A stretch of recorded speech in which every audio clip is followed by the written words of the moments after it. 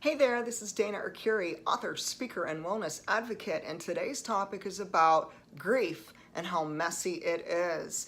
And so 3 years ago, when I started writing my fourth book, Sacred Wandering, Growing Your Faith in the Dark, I felt led to write a few chapters about grief because, in the different phases and stages of my life and personal growth, I have experienced various forms of grief.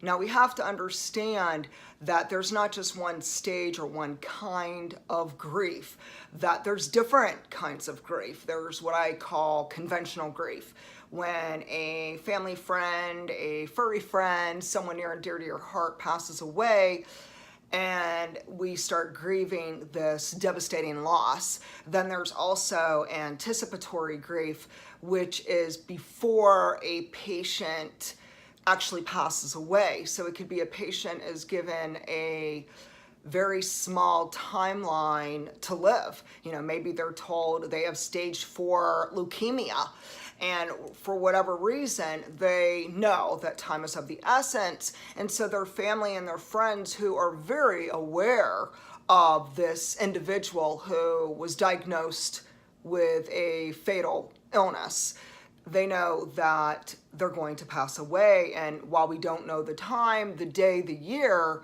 we start grieving before it even happens. So this is anticipatory grief. Nobody really talks about it. I'm a little bit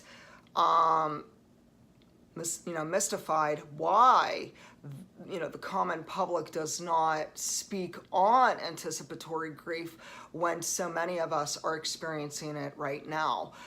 For those who are unaware, 2 weeks before my book launch, I had actually experienced a very significant loss in my life. So not only am I writing about grief, not only am I experiencing different kinds of grief, but then I'm actually engulfed in heartbreaking grief. So here's a picture of my father and I don't know how well you can see it.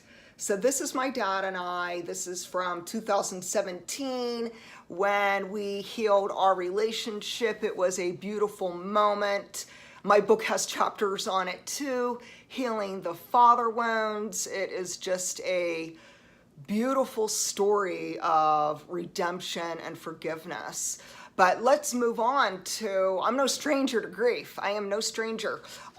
We have to understand that it is extremely delicate when we talk about it, and it's a little disheartening that most people just don't talk about it. They kind of brush it aside. They just don't want to go there. And the reason why is because it's so heart-wrenching. There are so many different stages within grief, and it's extremely fragile and difficult. And sometimes coping with grief, whichever kind, whether it's complicated grief, whether it's anticipatory grief, whether it's conventional grief, or what have you, or grief of some other nature, such as job loss and loss of income, grief is extremely complex. Here is an inspiring quote about grief, and it says, "No rule book, no time frame, no judgment. Grief is as individual as your fingerprint. Do what is right for you." And I think that is very true, and we have to understand that there is no set way to grieve. There is no rush in the process. And then this is something extremely important, and this really is something we need to open the doors to discuss and expand ourselves to understand that death is not the only form of grief. There are others. So let's chat about that. While most people think of death and loss and just people who are passing away is a form of grief, while that is one form, it is not the only type of grief. So there could be different forms of grief. There could be the loss of employment. There could be the loss of income. There could be a loss of your home, like the people from last year in California. Their homes were on fire. It was just absolutely heart-wrenching, and they lost everything inside their home. So we're talking all of their personal goods, valuables, appliances, pictures, memories, videos, you name it. Whatever was in that home, they lost so much that was valuable to them. And while we can replace our washing machine, we cannot replace certain memories. So any of the pictures and certain memories that were lost, it is very, very heartbreaking for these people, and we have to be compassionate towards them.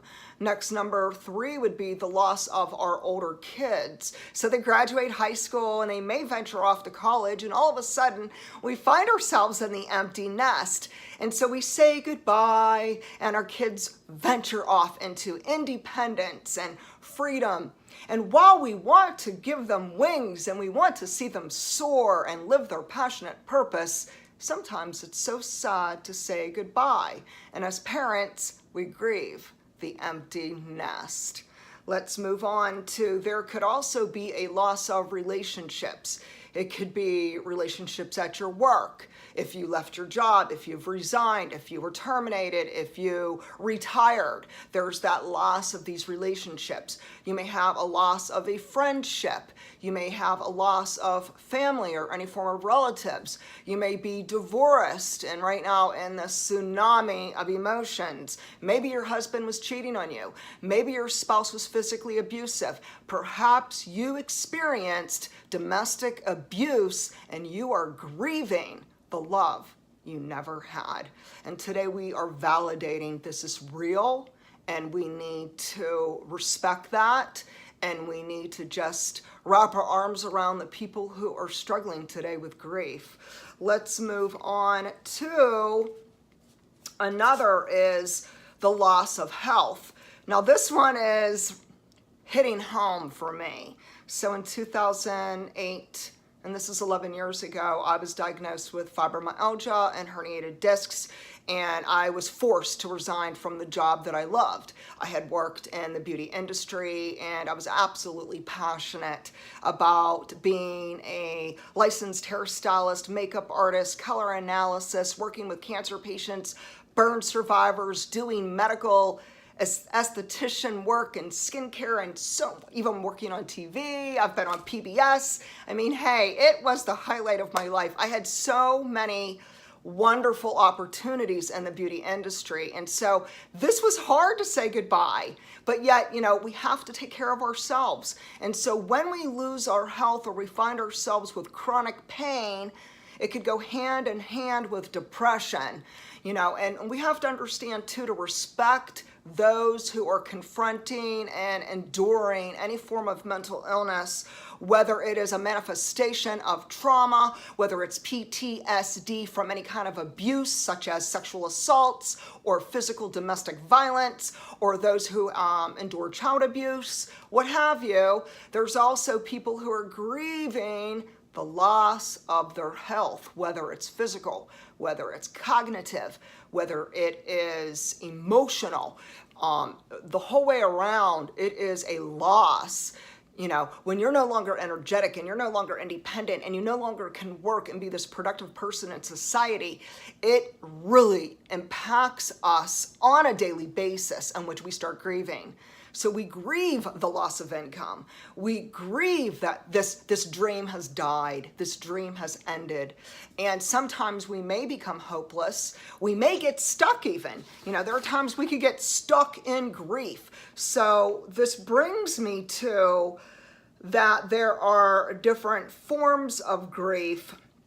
Excuse me, I'm looking at my notes and trying to nail down the one that, here we go, number 6 on my notes. That there's different stages of grief. So here's the top 5 stages. Okay, grief has a whole flood of emotions, people. Very, very messy.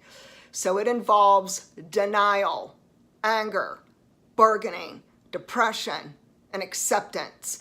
But understand that these stages are not chronological.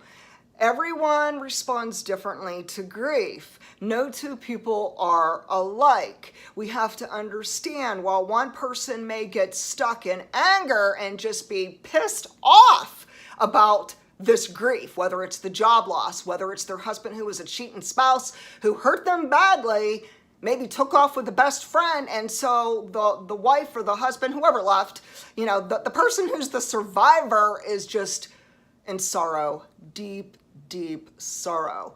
And we have to understand that it's okay to be angry.